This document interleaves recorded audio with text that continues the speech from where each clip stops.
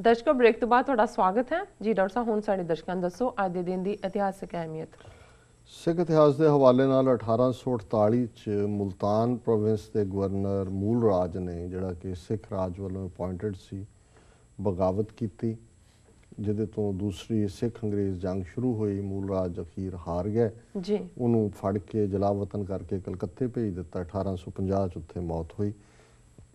1922 ਚ ਚਾਬੀਆਂ ਦਾ ਮੋਰਚਾ, ਜਿਹੜੀ ਕਿ ਤੋਸ਼ਖਾਨੇ ਦੀਆਂ ਚਾਬੀਆਂ ਸੀ, ਉਹ ਸਿੱਖਾਂ ਨੇ ਜਿੱਤਿਆ ਬਾਬਾ ਖੜਕ ਸਿੰਘ ਦੀ ਕਮਾਂਡ 'ਚ ਜੀ। ਔਰ ਗਾਂਧੀ ਨੇ ਟੈਲੀਗ੍ਰਾਮ ਕੀਤੀ, ਜਿਹੜੀ ਜੂਨ 84 ਤੱਕ ਪਈ ਸੀ ਉੱਥੇ ਰਿਕਾਰਡ, ਜਿਹੜੀ ਕਿ ਇਹਨਾਂ ਨੇ ਲੁੱਟ ਕੇ ਲੈ ਗਏ।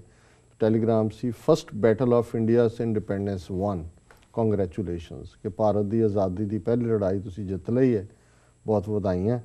1923 ਦੇ ਵਿੱਚ ਬਾਬਾ ਖੜਕ ਸਿੰਘ, ਜਿਨ੍ਹਾਂ ਨੂੰ ਗ੍ਰਿਫਤਾਰ ਕਰਕੇ ਡੇਰਾ ਗਾਜ਼ੀ ਖਾਨ ਜੇਲ੍ਹ 'ਚ ਭੇਜਿਆ ਗਿਆ ਸੀ, ਉਹਨਾਂ ਨੂੰ ਔਰ ਬਾਕੀ ਕੈਦੀਆਂ ਨੂੰ ਦਸਤਾਰਾਂ ਦੀ ਆਗਿਆ ਨਹੀਂ ਦਿੱਤੀ ਗਈ ਜੇਲ੍ਹ 'ਚ। ਉਹਨਾਂ ਨੇ ਆਪਣੇ ਕਛਹਿਰਾ ਛੱਡ ਕੇ ਬਾਕੀ ਕੱਪੜੇ ਵੀ ਲਾ ਦਿੱਤੇ। ਉਹਨਾਂ ਨੇ ਕਿਹਾ ਕਿ ਜੀ ਮੈਂ ਇਸੇ ਤਰ੍ਹਾਂ ਹੀ ਰਵਾਂਗਾ ਜਦੋਂ ਤੱਕ ਮੇਰੀ ਦਸਤਾਰ ਮੈਨੂੰ ਨਹੀਂ ਮਿਲਦੀ। ਜੀ। 3 ਸਾਲ ਉਹਨਾਂ ਨੇ ਕਛਹਿਰੇ ਦੇ ਵਿੱਚ ਹੀ ਉਸ ਵੈਦਰ ਦੇ ਵਿੱਚ ਕੱਟੇ। ਸੋ ਇਹੋ ਜਿਹੇ ਸਿਰੜੀ ਕਦੇ ਅਕਾਲੀ ਸਨ, ਤੇ ਅੱਜ ਬਾਦਲ ਤੇ ਸੁਖਬੀਰ ਬਾਦਲ ਤੇ ਇਸ ਟੱਬਰ ਦਾ ਹਾਲ ਤੁਸੀਂ ਦੇਖ ਲਓ। ਜੀ। 1977 ਦੇ ਵਿੱਚ ਐਮਰਜੈਂਸੀ ਜਦੋਂ ਕਿ 25 ਜੂਨ 1975 ਨੂੰ ਲੱਗੀ ਸੀ, 21 ਜਨਵਰੀ 77 ਤੱਕ ਚੱਲੀ, ਅੱਜ ਦੇ ਦਿਨ ਤੱਕ।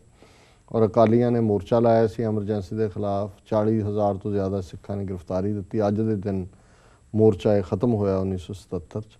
1986 ਚ ਭਾਈ ਸਤਵੰਤ ਸਿੰਘ, ਭਾਈ ਕੇਰ ਸਿੰਘ ਨੂੰ ਅੱਜ ਦੇ ਦਿਨ ਐਡੀਸ਼ਨਲ ਸੈਸ਼ਨ ਜੱਜ ਨੇ ਫਾਂਸੀ ਦੀ ਸਜ਼ਾ ਸੁਣਾਈ।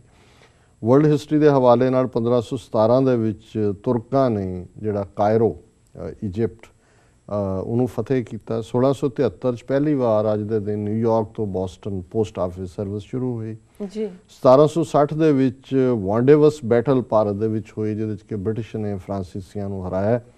1879 ਦੇ ਵਿੱਚ ਜ਼ੁਲੂਜ਼ ਨੇ ਬ੍ਰਿਟਿਸ਼ ਆਰਮੀ ਕੈਂਪ ਦੇ ਉੱਤੇ ਸਾਊਥ ਅਫਰੀਕਾ 'ਚ ਅਟੈਕ ਕੀਤਾ ਔਰ ਗਾਂਧੀ ਨੇ ਇਸ ਲੜਾਈ ਦੇ ਵਿੱਚ ਅੰਗਰੇਜ਼ਾਂ ਦਾ ਸਾਥ ਦਿੱਤਾ ਸੀ ਜ਼ੁਲੂਜ਼ ਦੇ ਖਿਲਾਫ। 1901 ਦੇ ਵਿੱਚ 64 ਸਾਲ ਬਾਅਦ 64 ਸਾਲ ਰਾਜ ਕੀਤਾ ਕੁਈਨ ਵਿਕਟੋਰੀਆ, ਇੰਗਲੈਂਡ ਦੀ ਰਾਣੀ ਸੀ। ਅੱਜ ਦੇ ਦਿਨ ਉਹਦੀ ਮੌਤ ਹੋਈ। ਜੀ। 1939 ਦੇ ਵਿੱਚ ਯੂਰੇਨੀਅਮ ਐਟਮ ਦੀ ਪਹਿਲੀ ਸਪਲਿਟ ਜਿਹੜੀ ਹੈ ਕੋਲੰਬੀਆ ਯੂਨੀਵਰਸਿਟੀ 'ਚ ਹੋਈ, ਜਿਹਨੇ ਐਟਮ ਬੰਬ ਦਾ ਬੇਸ ਬਣਾਇਆ। 1946 ਚ CIA, ਜਿਹੜੀ ਅਮਰੀਕਾ ਦੀ ਵੱਡੀ ਇੰਟੈਲੀਜੈਂਸ ਏਜੰਸੀ ਹੈ, ਉਹ ਅਮਰੀਕਨ ਪ੍ਰੈਜ਼ੀਡੈਂਟ ਨੇ ਸੈਟਅਪ ਕੀਤੀ। 1999 ਚ ਅੱਜ ਦੇ ਦਿਨ ਉੜੀਸਾ 'ਚ ਡਾਕਟਰ ਸਟੇਨ ਗ੍ਰੈਮਸ, ਉਹਦੇ 2 9 ਤੇ 11 ਸਾਲ ਦੇ ਬੱਚੇ ਹਿੰਦੂ ਤਵੀਆਂ ਨੇ ਜਿਉਂਦੇ ਹੀ ਸਾੜ ਦਿੱਤੇ। ਜੀ। 1999 ਦੇ ਵਿੱਚ ਇਹ ਹੋਇਆ। 2004 ਦੇ ਵਿੱਚ ਅੱਜ ਦੇ ਦਿਨ ਭਾਈ ਜਗਤਾਰ ਸਿੰਘ ਤਾਰਾ, ਭਾਈ ਜਗਤਾਰ ਸਿੰਘ ਹਵਾਰਾ, ਭਾਈ ਪਰਮਿੰਦਰ ਸਿੰਘ ਭਿਓਰਾ ਔਰ ਇਹਨਾਂ ਦੇ ਸਾਥੀ ਜਿਹੜੇ ਦੇਵੀ ਸਿੰਘ, ਇਹ ਇੱਕ ਸੁਰੰਗ ਰਾਹੀਂ ਬੜੈਲ ਜੇਲ੍ਹ 'ਚੋਂ ਨਿਕਲੇ। ਇਹ ਸੁਰੰਗ ਜਿਹੜੀ ਹੈ 2.5 ਫੁੱਟ ਚੌੜੀ ਸੀ, 14 ਫੁੱਟ ਡੂੰਘੀ ਸੀ ਤੇ 108 ਫੁੱਟ ਲੰਬੀ ਸੀ। ਇਹਦੇ ਤੇ ਇੱਕ ਦਿਨ ਆਏਗਾ ਕਿ ਹਾਲੀਵੁੱਡ ਦੀ ਫਿਲਮ ਬਣੇਗੀ ਕਿ ਇੰਨਾ ਵੱਡਾ ਕਾਰਨਾਮਾ। ਜੀ। 2011 ਦੇ ਵਿੱਚ ਬੀਜਿੰਗ, ਚੀਨ ਦੀ ਰਾਜਧਾਨੀ ਦੇ ਨੇੜੇ ਇੱਕ ਗੁਫਾ 'ਚੋਂ 40,000 ਸਾਲ ਪੁਰਾਣਾ ਇੱਕ ਫਾਸਲ ਮਿਲਿਆ।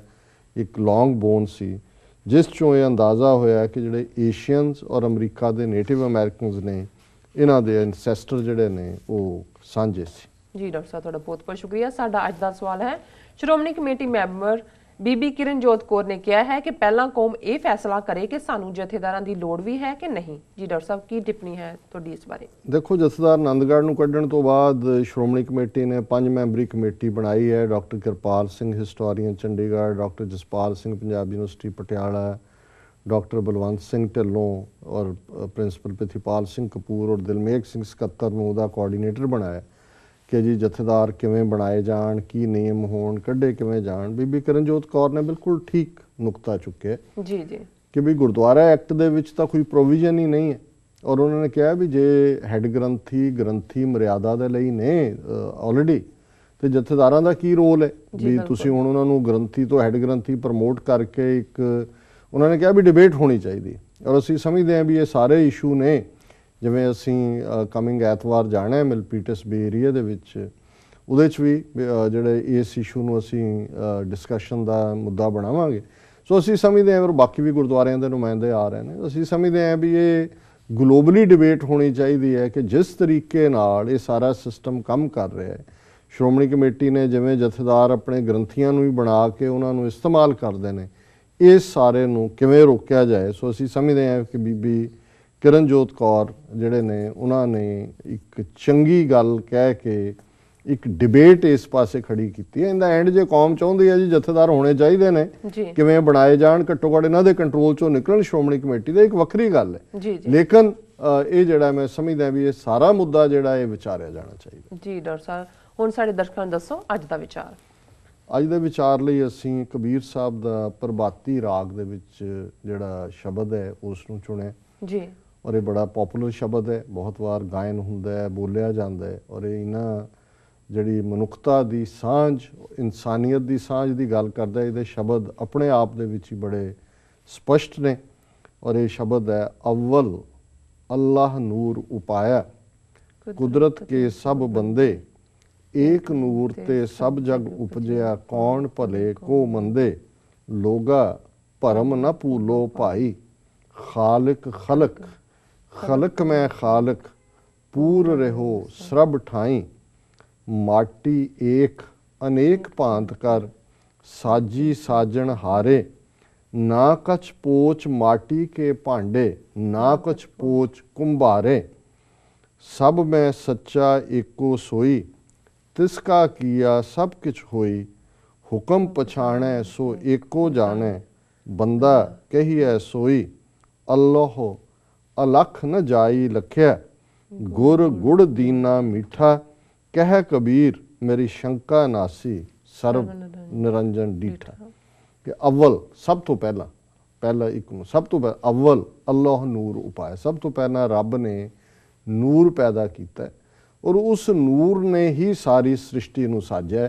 इसलिए कुदरत के सब बंदे उस अल्लाह दी ही औलाद ने, अल्लाह दे ही बच्चे बच्चियां ने, क्योंकि एक नूर ते सब जग उपजया। जे सारे ही उस अल्लाह वालों बनाए नूर चो उपजे ने, कौन भले को मंदे। फिर असी चंगा किनू कहते हैं, माड़ा किनू कहीए, उच्चा कौन है, नीवा कौन है, ब्राह्मण कौन है, शूदर कौन है, गोरा कौन है, काला कौन है जी। सो इस बेसिक गल ये है भी उस रब की साजी सृष्टि है। नाल क्या लोगा भरम ना भूलो पाई, एवें भरमा दे विच ना पवो। खालक खलक, खालक रब है, वो खलकत दे विच रहिंदा है। खलक मैं खालक, इस खलकत दे विच वो रब है। पूर रहो सब ठाई, वो परवेड करदा एंड परमीएट करदा सारे पासे है। और इहदी उदाहरण उन्होंने कुम्हार दे भांडे दित्ती कि माटी एक अनेक भांत कर, साजी साजन हारे। कुम्हार इक्को ही मिट्टी नूं इस्तेमाल करदा है, उस दी वो कुन्नी भी बनाउंदा है, उस दा वो खडौणा भी बनाउंदा है, उस दा पतीला भी बनाउंदा है, झजरी भी बनाउंदा है, घड़ा भी बनाउंदा है। उस चों किन्ना कुछ कि फैशन है, वो एक फैशन क्रिएट कर रहा है। साजी साजन हारे, उन्हें ही इक्को ही मिट्टी है। इसे तरह साडियां अड अड शक्लां ने, कोई 6 फुट लंबा है, कोई 5 फुट छोटा, कोई 5 फुट है, कोई काला है, कोई गोरा है, किसी दियां अखां वड्डियां, किसी दियां निक्कियां ने। जे कुल कायनात जदों 10वें पातशाह ने फरमाया मानस की जात सब है, एक है पहचान वो। सो आधार तो यही है कि माटी एक अनेक भांत कर, साजी साजन हारे, ना कछ पोच माटी के भांडे, ना कछ पोच कुंभारे। कि ना भांडियां दा कोई दोष है ते ना ही कुम्हार दा दोष है। जे कोई बंदे च कमजोरियां ने तो उहदे च कुम्हार दोषी नहीं है, रब कुम्हार ही है जिहड़ा भांडे बना रहा है, भी उहदा दोष नहीं है। तो ना ही उहदे भला बुरा को किस नूं कहीए, किनूं कहीए। सब में सच्चा एको सोई है, फाइनल स्टेटमेंट है भाई सारियां दे विच। वो सच्चा निरंकार है, तिसका किया सब कुछ होई, सब कुछ उहदे हुक्म दे विच हुंदा है।